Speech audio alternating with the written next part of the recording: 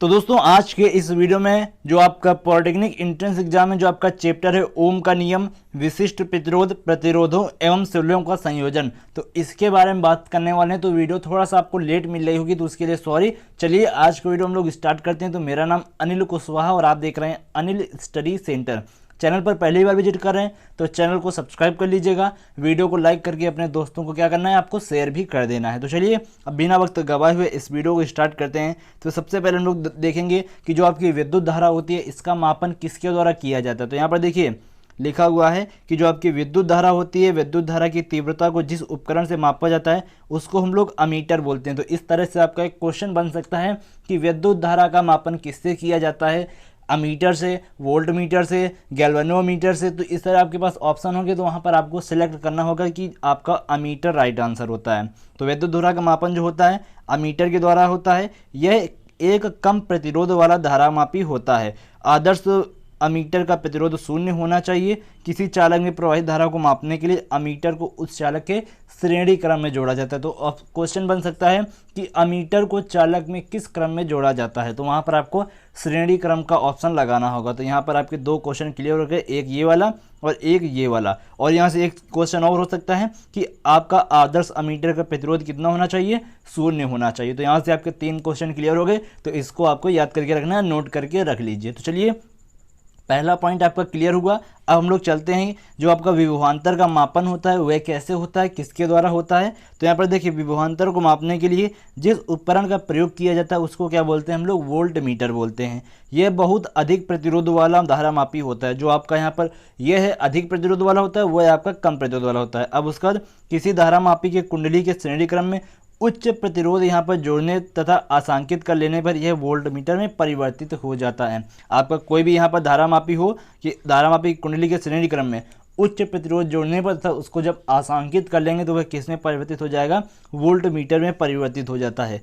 परिपथ के जिन बिंदुओं के बीच का विभवांतर मापना होता है उसको क्या करते हैं, वोल्ट मीटर के टर्मिनल को सीधे उनसे जोड़ दिया जाता है। और यहाँ पर आपको ये भी पता होना चाहिए कि जो आदर्श वोल्ट मीटर होता है उसका यहाँ पर प्रतिरोध कितना होता है, अनंत होता है। तो ये क्वेश्चन आपका बन सकता है कि आदर्श वोल्ट मीटर का प्रतिरोध कितना होता है, तो यहाँ पर आपका अनंत होता है। अब यहाँ पर देखिए एक आपको फार्मूला दिया गया है कि किसी चालक के सिरों पर विभवांतर मापने के लिए वोल्ट मीटर को उस चालक के समांतर क्रम में जोड़ा जाता है। तो जो आपका यहाँ पर वोल्ट मीटर या फिर विभवांतर होता है वह किसके बराबर होता है, I इंटू आर। आई आपकी धारा होती है, आर क्या होता है, ये आपका प्रतिरोध होता है। प्रतिरोध का मात्रा क्या होता है, ओम होता है। आई का मात्रा क्या होता है, एम्पियर होता है। तो ये आपको इतनी चीज़ क्लियर हो गई होगी कि जो आपका विभवांतर होता है किसके द्वारा, वोल्ट मीटर के द्वारा मापा जाता है। ये आपका उच्च प्रतिरोध वाला होता है। और उसके बाद यहाँ पर इसको क्या करते हैं, इसका आदर्श वोल्ट मीटर का जो प्रतिरोध होता है कितना होता है, अनंत होता है। तो ये आपके 3 क्वेश्चन यहाँ से भी क्लियर हो गए। तो ये आपको याद रखना है। अब आगे दोस्तों है कि जो आपका ओम का नियम होता है वह क्या होता है। तो यहाँ पर देखिए यदि किसी चालक की भौतिक अवस्था है तो भौतिक अवस्थाओं में क्या क्या आता है, लंबाई, मोटाई और आपके टेम्परेचर स्थिर रहे तो चालक में प्रवाहित धारा की जो प्रबलता होती है, मतलब आई का मान होता है, वह चालक के सिरों पर लगाए गए विभवांतर क्या होता है, समानुपाती होता है। यदि आपका विभवांतर बढ़ेगा तो आपकी धारा भी बढ़ेगी, यदि विभवांतर कम होगा तो आपकी धारा भी कम हो जाएगी। तो यहाँ पर एक कंडीशन ये याद रखना है कि आपकी यहाँ पर भौतिक अवस्थाएं क्या होनी चाहिए, स्थिर होनी चाहिए। और गाइस थोड़ा सा आपको वॉइस के साथ कंप्रोमाइज़ करना पड़ सकता है, इसलिए दोस्तों थोड़ा सा कंप्रोमाइज़ कीजिएगा। तो यहाँ पर देखिए यदि किसी चालक की भौतिक अवस्थाएं स्थिर हैं तो चालक में प्रवाहित धारा जो होती है वह सिरों पर लग रहे विभवांतर क्या होता है, समानुपाती होता है। इसको लिख सकते हैं V आपका जो डायरेक्टली प्रोपोर्शनल होता है किसकी, I के। अब यहाँ पर क्या करते हैं कि यहाँ पर प्रोपोर्शनल जो होता है इसको हटाते हैं और यहाँ पर एक नियतांक लगाते हैं जिसको हम लोग बोलते हैं R। R क्या होता है आपका, यही आपका प्रतिरोध होता है। तो वही देखिए नीचे लिखा गया है, यहाँ R एक नियतांक है जिसे चालक का प्रतिरोध कहते हैं। विभवांतर V तथा धारा की प्रबलता के बीच खींचा गया ग्राफ यदि आपका सरल रेखा में बन रहा है तो उसको हम लोग क्या बोलते हैं, चालक ओमीय कहलाता है। यदि आपका सरल रेखा नहीं है तो चालक आपका अनओमीय कहलाता है। तो आपसे क्वेश्चन पूछा जा सकता है कि जो आपका चालक है अनओमीय कब होगा, जब आपका सरल रेखा नहीं प्राप्त होगा, किसके भी, विभवांतर और धारा के ग्राफ के बीच में। तो ये चीज़ यहाँ से क्लियर हो गई होगी और आपको इतना समझ में भी आ गया होगा। थोड़ा सा स्पीड में मैं पढ़ा रहा हूँ तो थोड़ा सा आप देख लीजिएगा। यदि आपको ज़्यादा स्पीड लगे तो वहाँ पर यूट्यूब में ऑप्शन भी होता है कि आप नॉर्मल स्पीड से कम स्पीड पर भी देख सकते हैं। तो इतनी चीज़ आपकी क्लियर हो गई होगी। यदि इतनी चीज़ क्लियर हो गई तो वीडियो को लाइक कर दीजिए और अपने दोस्तों को शेयर कर दीजिए। अब हम लोग बढ़ते हैं अपने जो आपका विशिष्ट प्रतिरोध होता है वह क्या होता है। तो यहाँ पर देखिए क्या लिखा हुआ है, किसी चालक का जो प्रतिरोध होता है किसी निश्चित ताप पर उसकी लंबाई व अनुप्रस्थ काट के क्षेत्रफल पर अग्र प्रकाश से निर्भर करता है। तो यहाँ पर देखिए जो आपका विशिष्ट प्रतिरोध होता है यहाँ पर, तो किसी चालक का प्रतिरोध उस चालक की लंबाई एल का क्या होता है, अनुक्रमानुपाती होता है। जो आपका चालक का प्रतिरोध होता है वह लंबाई के अनुक्रमानुपाती होता है। जो आपका क्षेत्रफल होता है उसके क्या होता है, व्युत्क्रमानुपाती होता है। जब समीकरण 1 व 2 को मिलाएंगे तो क्या आएगा, R is directly proportional to L upon A आ जाएगा। मतलब कि ये यहाँ से आपका रिलेशन प्राप्त हो गया। अब यहाँ पर देखिए अब हम लोग क्या करते हैं कि जो ये आपका समानुपाती का चिन्ह है इसको हटाते हैं और यहाँ पर एक नियतांक लगाते हैं जिसको हम लोग क्या बोलते हैं, रो बोलते हैं। रो क्या होता है, इसे चालक के पदार्थ का विशिष्ट प्रतिरोध बोलते हैं। जो आपका रो होता है यही आपका विशिष्ट प्रतिरोध होता है। तो देखिए रो का मात्रक यहाँ पर निकालना हो तो कैसे निकालेंगे, रो बराबर क्या हो जाएगा, आर ए अपॉन एल। तो आर होता है ओम और ए आपका मीटर स्क्वायर होता है और एल अपॉन मीटर होता है। तो मीटर से आपका 1 मीटर स्क्वायर कट जाएगा तो ओम मीटर बचेगा। तो यहाँ पर क्या आया कि जो आपका विशिष्ट प्रतिरोध होता है उसका मात्रक क्या होता है, ओम मीटर होता है। इसका मान चालक के पदार्थ पर क्या करता है, निर्भर करता है। तो ये चीज़ आपकी क्लियर हो गई होगी। अब यहाँ पर देखिए कुछ चीज़ें दी गई हैं जो आपके लिए बहुत ही इंपॉर्टेंट होगी। पहली है, एक ही पदार्थ के भिन्न भिन्न लंबाइयों के तथा भिन्न भिन्न मोटाइयों के तारों का जो प्रतिरोध होता है भिन्न भिन्न होंगे, लेकिन जो आपका विशिष्ट प्रतिरोध होता है वह आपका समान होगा। और यहाँ पर आपका प्रतिरोध भिन्न होगा। कब होगा, जब आपकी भिन्न भिन्न लंबाइयाँ होंगी, भिन्न भिन्न मोटाइयाँ होंगी तो प्रतिरोध भिन्न भिन्न होंगे, लेकिन आपका विशिष्ट प्रतिरोध कैसा होगा, समान होगा। अब यहाँ पर चांदी का विशिष्ट प्रतिरोध सबसे कम होता है। यह विद्युत का सबसे अच्छा चालक माना जाता है। जिसका प्रतिरोध सबसे कम होगा विशिष्ट प्रतिरोध, उसका वहाँ पर जो चालक होगा वह सबसे अच्छा होगा। तो यहाँ पर आपका चांदी का सबसे कम विशिष्ट प्रतिरोध होता है, तो इसका यहाँ पर यह सबसे अच्छा विद्युत का चालक होता है। अब उसके बाद लिखा हुआ है, इसके बाद क्रमशः तांबा, सोना, एल्युमिनियम आते हैं। तो ये चीज़ क्लियर हो गई। अब यहाँ पर देखिए नेक्स्ट चीज़ क्या लिखी हुई है कि प्रतिरोधकता का ताप गुणांक। तो किसी चालक का ताप बढ़ाने पर उसकी प्रतिरोधकता क्या होती है, बढ़ती है। जैसे जैसे आप ताप बढ़ाएंगे वैसे वैसे उसकी यहाँ पर जो रेजिस्टेंस है, प्रतिरोधकता है, वह आपकी बढ़ती जाएगी। तो यहाँ पर देखिए आपका रोटी लिखा हुआ है, आपका पहले 0 पर है, फिर 1 प्लस अल्फ़ा, फिर T प्लस T नॉट और आपका कोष्टक के अंदर बंद है। तो यहाँ पर अल्फ़ा क्या हो जाएगा, प्रतिरोधकता का ताप गुणांक हो जाएगा और T नॉट मतलब कि यहाँ ये आपके टेम्परेचर होते हैं। तो अब देखिए यहाँ पर एक नीचे सारणी दी गई जिसमें आपको बताया गया है कि पदार्थ एवं उनके विशिष्ट प्रतिरोध तथा ताप गुणांक। जैसे चांदी है तो चांदी कितना होता है, 1.47 इंटू 10⁻⁸ ओम मीटर, और इसका प्रतिरोधकता का ताप गुणांक कितना होता है, अल्फा का मान 0.0038 केल्विन पर केल्विन। तो ये आपको यहाँ पर यदि आप पढ़ना चाहते हैं तो इसको आप स्क्रीनशॉट ले सकते हैं। देखिए मैंने इसको जूम आउट कर दिया है, स्क्रीनशॉट लेना चाहते हैं तो आप लेके इसको देख सकते हैं। तो ये चीज़ क्लियर हो गई।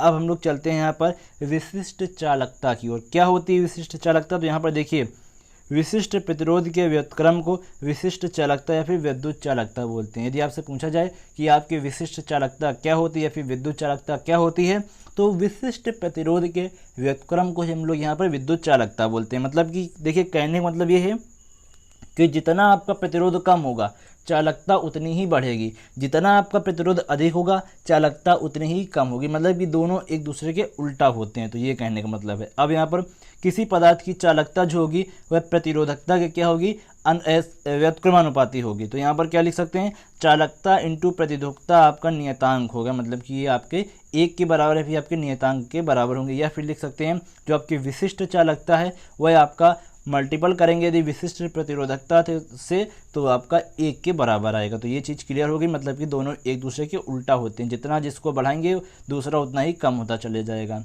अब यहाँ पर आता है प्रतिरोधों का संयोजन। तो ये क्या होता है, तो यहाँ पर देखिए प्रतिरोधों को जोड़ने के कुछ नियम होते हैं। एक होता है श्रेणी क्रम में जोड़ना, एक होता है आपका यहाँ पर समांतर क्रम में जोड़ना। तो देखते हैं क्या होता है। तो यहाँ पर देखिए व्यवहारिक जीवन में वैद्युत प्रतिरोध में अनेक प्रतिरोधों को जोड़ने की आवश्यकता होती है। इन प्रतिरोधों को संयोजित करने की 2 विधियां हैं।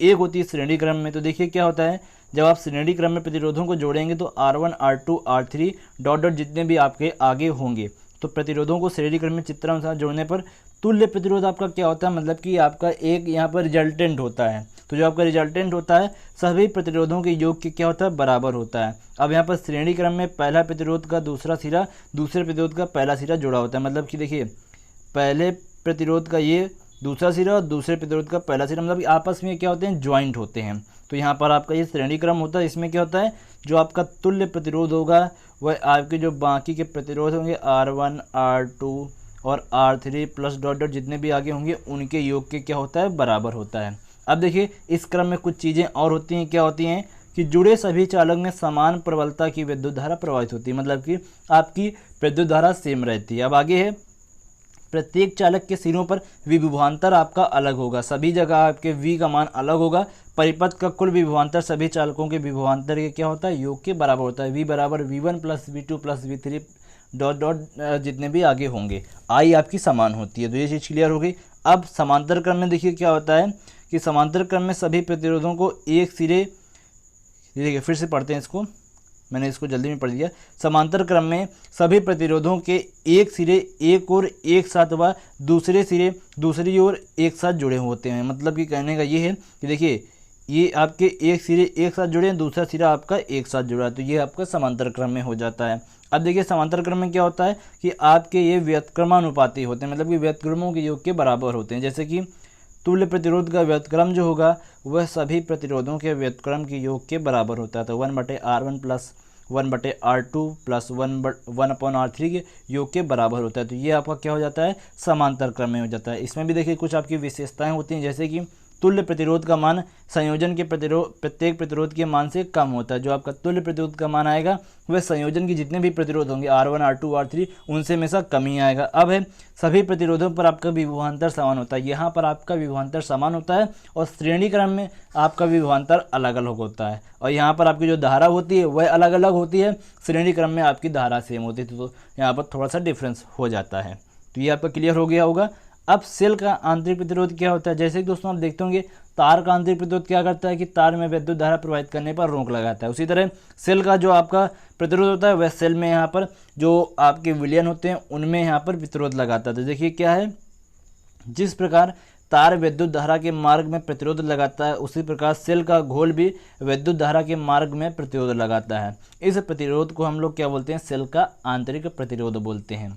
तो अब देखिए आगे है, इस प्रतिरोध के कारण सेल द्वारा दी गई ऊष्मा का कुछ अंश स्वयं सेल के भीतर ही व्यय हो जाता है, जो यहाँ पर हीट के रूप में बदल जाता है। इसी कारण आपका जो यहाँ पर सेल होता है हीट हो जाता है।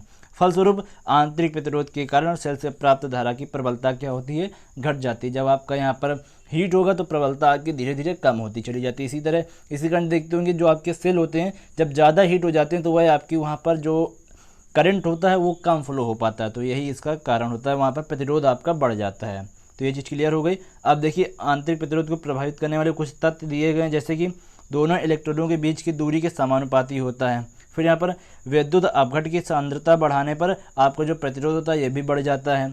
आगे है, इलेक्ट्रोड को विद्युत अपघट में डूबे हुए क्षेत्रफल के विलोमानुपाती होता है। जो इलेक्ट्रोड के विद्युत अपघट होते हैं उनमें डूबे हुए क्षेत्रफल के क्या होता है, विलोमानुपाती होता है। तो ये चीज़ क्लियर हो गई। अब यहाँ पर सेल के विद्युत वाहक बल तथा विभवांतर में संबंध का एक फार्मूला दिया गया जो आपको याद कर लेना है। क्या है, परिपथ में यदि आपका कुल प्रतिरोध पूछा जाए तो बाह्य प्रतिरोध प्लस आंतरिक प्रतिरोध के बराबर होगा। बाह्य प्रतिरोध आपका कैपिटल R, आंतरिक प्रतिरोध आपका स्मॉल r होता है। अब देखिए आगे क्या है कि धारा की प्रबलता हमको ज्ञात करनी है। तो धारा की प्रबलता क्या होती है, आपका विद्युत वाहक बल अपॉन में कुल प्रतिरोध। तो विद्युत वाहक बल कितना है, E है। कुल प्रतिरोध आपका R प्लस स्मॉल r आया है तो ये लिख दिया। तो यहाँ से देखिए इसको क्या लिख सकते हैं, इसका हम लोग इधर क्रॉस मल्टीप्लाई कराएंगे तो I into R plus R is equal to E बचेगा। तो ये चीज़ क्लियर हो गई। अब क्या करते हैं, अंदर इसका मल्टीप्लाई कर देते हैं। तो इधर आपका IR हो जाएगा, इधर आपका small I into small r, इधर आपका E के बराबर हो जाएगा। अब आपको पता है कि V बराबर क्या होता है, IR होता है किससे, ओम के नियम से। तो यहाँ पर देखिए इसकी जगह क्या लिख सकते हैं, V लिख लेंगे। तो हमने V लिख लिया। अब यहाँ से क्या करेंगे, देखिए IR बराबर क्या हो जाएगा, E माइनस वी। जब I की वैल्यू ज्ञात करेंगे तो क्या आएगा, E minus V upon R। तो देखिए कौन कौन से फार्मूले याद करने हैं, एक आपको ये फार्मूला याद रखना है, I बराबर क्या होता है, E minus V upon R। मतलब कि जो आपका विद्युत वाहक बल होता है वह आपका विभवांतर के माइनस करेंगे और यहाँ पर आंतरिक प्रतिरोध से भाग देंगे, तब आपका I का मान आता है। दूसरा फार्मूला कौन सा याद करना है, दूसरा फार्मूला आपको ये वाला याद करना है, I बराबर E upon R plus R. तो ये आपके दो फार्मूले आपको याद रखना है, क्वेश्चंस में आपका यूज होगा। तो चलिए इतना आपका क्लियर हुआ। अब देखिए सेलों का संयोजन दिया हुआ है, जैसे कि आपका यहाँ पर अभी तक प्रतिरोधों का संयोजन था, उसी तरह सेलों का संयोजन है। तो देखिए जब n सेलों को, जिनमें प्रत्येक सेल का विद्युत भागबल ई तथा प्रत्येक आपका आंतरिक प्रतिरोध R है, तो श्रेणी क्रम में जोड़ा जाता है, तो कुल विद्युत भागबल कितना हो जाएगा, NE हो जाएगा। एक का E है तो कुल का कितना हो जाएगा, NE हो जाएगा। कुल आंतरिक प्रतिरोध कितना हो जाएगा, NR हो जाएगा। परिपथ में आपका बाह्य प्रतिरोध कितना हो जाएगा, R है, तो धारा की प्रबलता का सूत्र ज्ञात करेंगे, क्या आएगा, देखिए I बराबर कुल प्रतिरोध आपका कितना, कुल आंतरिक आपका जो होता है विद्युत भागबल कितना है, NE है। और उसके बाद यहाँ पर कुल आंतरिक प्रतिरोध कितना है, NR है, और यहाँ पर आपका कुल प्रतिरोध कितना है, R है। तो इसको ये आपका क्या हो जाएगा, श्रेणी क्रम में हो जाएगा। तो ये चीज़ क्लियर हो गई। अब आगे यहाँ पर देखिए क्या लिखा हुआ है, यह संयोजन उस स्थिति में लाभकारी होता है जब प्रयुक्त सेलों का आंतरिक प्रतिरोध बहुत कम होता है। जब आपका आंतरिक प्रतिरोध कम होगा तब आपकी धारा क्या होगी, ज़्यादा होगी, क्योंकि ये आपका क्या है, यहाँ पर व्युत्क्रमानुपाती है। तो आप देखिए समांतर क्रम का देखते हैं, तो समांतर क्रम में देखिए ये आपको फार्मूला याद रखना है। तो इसमें क्या है, ये आपका कुल आपका विद्युत भागबल हो जाएगा, ये आपका आंतरिक प्रतिरोध हो जाएगा, ये आपका NR डैश, देखिए N हो गया आपके यहाँ पे जितने आपके दिए होंगे, और R डैश आपका कुल प्रतिरोध हो जाएगा। तो तुल्य प्रतिरोध जिसको हम लोग बोलते हैं तुल्य आंतरिक प्रतिरोध R डैश होता है। तो यहाँ पर इसका समांतर क्रम का फार्मूला याद रखना है। तो अब इतना ये क्लियर हो गया। इतना क्लियर हो गया तो वीडियो को दोबारा से लाइक कर दीजिए, अब ये तक आपने लाइक नहीं किया। ये सब चीज़ें आप पढ़ सकते हैं दोस्तों। अभी आपकी सारणी दी गई है जिसको आप देख लीजिएगा, इसको मैं नहीं बताऊंगा, बस इसमें ये है कि आपकी जो RE है वह R1 प्लस R2 के बराबर हो जाएगा। जो आपका RE है मतलब कि जो आपका तुल्य प्रतिरोध है वह 1/R1 प्लस 1/R2 के बराबर हो जाएगा। तो इतना कहने का मतलब था। अब यहाँ पर किरचॉफ के कुछ नियम थे, इनको भी पढ़ना आपके लिए बहुत ही इंपॉर्टेंट है, जो आपके न्यूमेरिकल्स में काफ़ी यूज होने वाले। देखिए किरचॉफ का प्रथम नियम क्या है, तो इस नियम को हम संधि का नियम भी बोलते हैं। तो देखिए इसमें क्या होता है, इस नियम के अनुसार किसी संधि पर मिलने वाली समस्त धाराओं का जो बीजगणितीय योग होता है वह कितना होता है, शून्य होता है। जैसे कि दोस्तों मान लेते हैं कि ये आपका यहाँ पर कोई बिंदु है, इधर पर कुछ धाराएँ मिल रही हैं, कुछ आपकी बाहर जा रही हैं, कुछ आपकी अंदर की ओर हैं, तो यहाँ पर जो इनका बीजगणितीय योग होता है वह शून्य होता है। कैसे, देखिए यहाँ पर देखिए I1 आपका किधर जा रहा है, बाहर की ओर, तो I1 लिख लिया। और आपका बाहर कौन जा रहा है, यहाँ पर देखिए I1 प्लस I3, यहाँ पर प्लस में क्यों लिखा, क्योंकि देखिए जो आपका I1 है, ये देखिए ये आपका I1, और I1 जो होगा किसके बराबर होगा, I3 के बराबर होगा। I1 I3 के बराबर होगा क्योंकि ये आपके एक दूसरे के मतलब कि अपोजिट हैं, तो ये आपके बराबर होगा। तो यहाँ से क्या आएगा, I1 प्लस I2, यहाँ पर ये आपका माइनस में होगा क्योंकि एक आपका विपरीत दिशा में है, तो एक को विपरीत दिशा में लेंगे, तो I1 प्लस I3 बराबर 0 लिख सकते हैं। और इसी तरह क्या होगा, आपका I2 प्लस I4 भी आपका क्या होगा, 0 होगा। तो टोटल आपका जब आप करते हैं तो ये आपका क्या होता है, एक संतुलित होता है। तो I1 plus I3 plus I4 आपका जो होगा वह एक दूसरे के बराबर होंगे। तो यहाँ पर देखिए क्या लिखा हुआ है, किसी परिपथ में किसी संधि पर आने वाली समस्त धाराओं का योग उस संधि से जाने वाली समस्त धाराओं के योग के बराबर होता है। मतलब कि जो धाराएं आ रही हैं और जो धाराएं जा रही हैं, तो उनका जो योग होगा वह एक दूसरे के क्या होता है, बराबर होता है। तो ये चीज़ क्लियर हो गई। अब यहाँ पर देखिए इसको क्या बोलते हैं, इसको आवेश संरक्षण का नियम भी बोलते हैं, इसे संधि का नियम भी बोलते हैं। तो पूछा जा सकता है कि संधि का नियम का क्या होता है, तो आपको वहाँ पर किरचॉफ का प्रथम नियम बताना होगा। अब देखिए द्वितीय नियम में क्या होता है कि इस नियम को लूप नियम या वोल्टेज के नियम से भी जाना जाता है। इस नियम के अनुसार किसी बंद लूप में होने वाले विभव परिवर्तन का जो बीजगणितीय होता है वह शून्य होता है। मतलब कि डेल्टा V क्या होता है, 0 होता है, और E बराबर क्या होता है, I1 into R1 plus I2 into R2। तो ये चीज़ क्लियर हो गई। अब ये इसका यहाँ पर फिगर देखिए, इसमें क्या है, ये आपका ऊर्जा संरक्षण के नियम पर आधारित है, इसे हम लोग परिपथ का नियम भी बोलते हैं। इसमें क्या होता है, देखिए इसमें मेन चीज़ है कि इस नियम के अनुसार किसी बंद लूप में होने वाले विभव परिवर्तन का जो बीजगणितीय जो होता है वह आपका क्या होता है, शून्य होता है। तो ये चीज़ याद रखनी है। अब आगे व्हीटस्टोन सेतु होता है। तो इसमें देखिए क्या होता है कि व्हीटस्टोन सेतु 4 प्रतिरोधों की एक ऐसी व्यवस्था होती है जिसका उपयोग अज्ञात प्रतिरोध का मान अन्य 3 प्रतिरोधों की यहाँ पर सहायता से करते हैं। जैसे कि 3 प्रतिरोध पता होंगे तो चौथा आप आसानी से ज्ञात कर सकते हैं। तो यहाँ पर देखिए क्या होता है, यहाँ पर जहाँ AB और CD आपकी अनुपातिक भुजाएं, AB CD आपकी अनुपातिक भुजाएं होती हैं, जो आपका AC व BD होती हैं, ये आपकी संयुग्मी भुजाएं होती हैं। और यहाँ पर संतुलन सेतु के लिए क्या होता है, P/Q होता है जो आपका R/S के क्या होता है, बराबर होता है। इनमें आपको 3 का मान पता होगा, 1 को निकालना होगा तो आसानी से आप निकाल सकते हैं। तो ये आप जब आपके न्यूमेरिकल्स कराऊंगा तब आपको समझ में आएगा। तो इस तरह दोस्तों जितनी थ्योरी थी वह कंप्लीट हो गई है। कुछ महत्वपूर्ण तथ्य दिए गए हैं उनको भी मैं आपको थोड़ा सा बता देता हूँ। तो गैल्वेनोमीटर एक कम प्रतिरोध वाला धारामापी है। तो ये आपको याद रखना है, आपसे पूछा जा सकता है कि गैल्वेनोमीटर कैसा है, तो कम प्रतिरोध वाला धारामापी। आदर्श अमीटर का प्रतिरोध कितना होता है, 0 होता है। आदर्श वोल्ट मीटर का प्रतिरोध कितना होता है, अनंत होता है। किरचॉफ ने विद्युत धारा से संबंधित 2 नियम दिए जो कि यहाँ पर एक केसीएल के तथा एक आपका व्हील के नाम से जाना जाता है। यह नियम संधि नियम तथा पास नियम से भी जाना जाता है। पहले वाले को संधि नियम, दूसरे वाले को लूप नियम या फिर पास नियम बोलते हैं। अब आगे यहाँ पर है प्रतिरोधों को श्रेणी क्रम में रखने के लिए परिपथ को जो तुल्य प्रतिरोध बढ़ता है, किसी भी 2 पदार्थ के लिए चालकता तथा प्रतिरोधकता सदैव गुणनफल आपका क्या होता है, समान होता है। तो ये चीज़ क्लियर हो गई। अब आगे देखिए, इसी तरह की सभी चीज़ें आपकी दी गई हैं। तो इस तरह दोस्तों आप मैंने आपको पूरा क्लियर कर दिया। जो आपको मैंने पढ़ाया हुआ है वही आपका यहाँ पर सारांश दिया गया, तो उसको आप पढ़ लीजिएगा। तो इस तरह दोस्तों मैंने आपका पूरा चैप्टर कंप्लीट करा दिया हुआ है। यदि आपको वीडियो पसंद आया हो तो वीडियो को लाइक ज़रूर कीजिएगा और चैनल को सब्सक्राइब जरूर कीजिएगा। चलिए फिलहाल इस वीडियो में अभी के लिए इतना, तब तक के लिए जय हिंद, वंदे मातरम।